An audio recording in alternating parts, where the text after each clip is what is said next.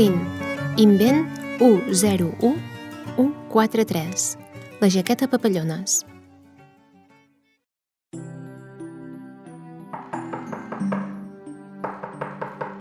Uau, però quina hora és? En Flynn se n'havia anat a dormir tard, perquè estava acabant un dels seus invents, i un truc insistent a la porta el va treure del seu país dels somnis.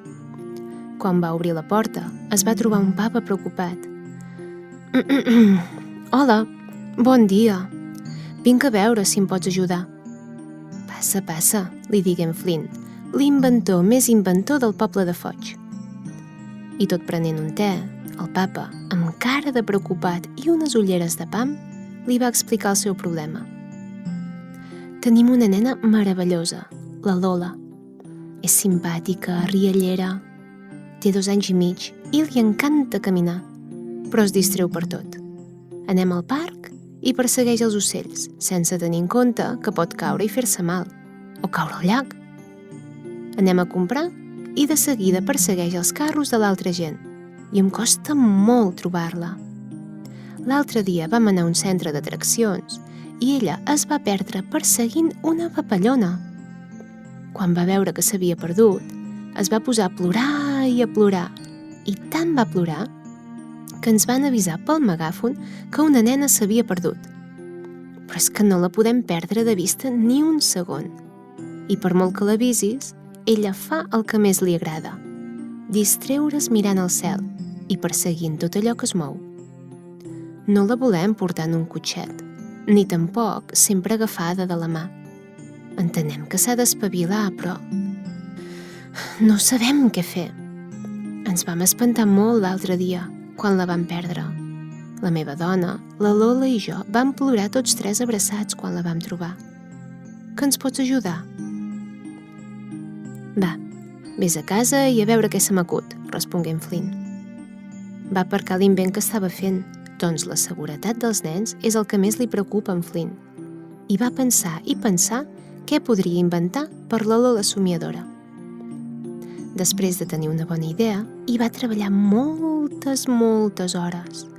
Era la primera vegada que feia una cosa tan bonica, i la veritat és que li va costar poder-ho acabar.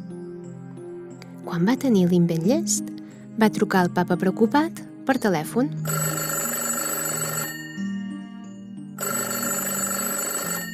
Vine a buscar l'invent, a veure si us agrada i us soluciona el problema de la Lola.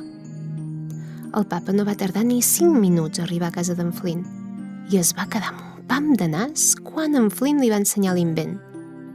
El pobre home veia que en Flynn li donava una jaqueta. És molt bonica, però potser no em vas entendre. La Lola no té fred. El seu problema és que es despista i es perd, va dir el papa de la manera més suau que va poder. Va, emporta-te-la i prova-li a la Lola, a veure com li va, li digué en Flynn amb un mig somriure.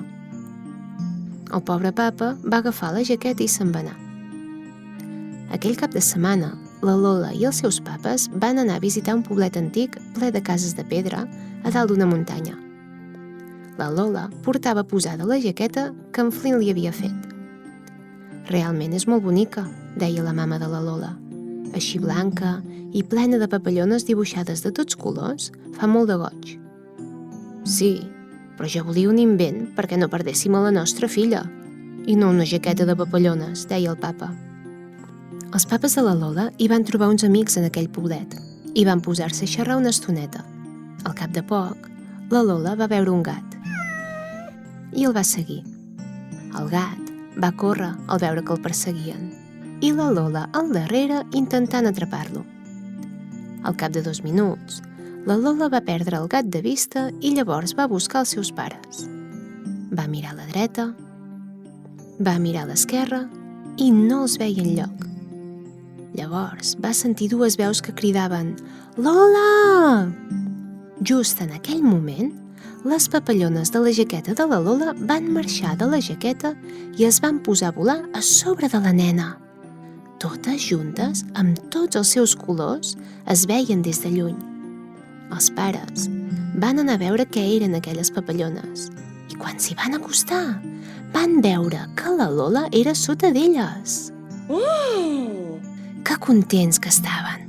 La jaqueta no era una jaqueta qualsevol. Era una jaqueta que feia que els papes trobessin a la Lola quan aquesta es perdia.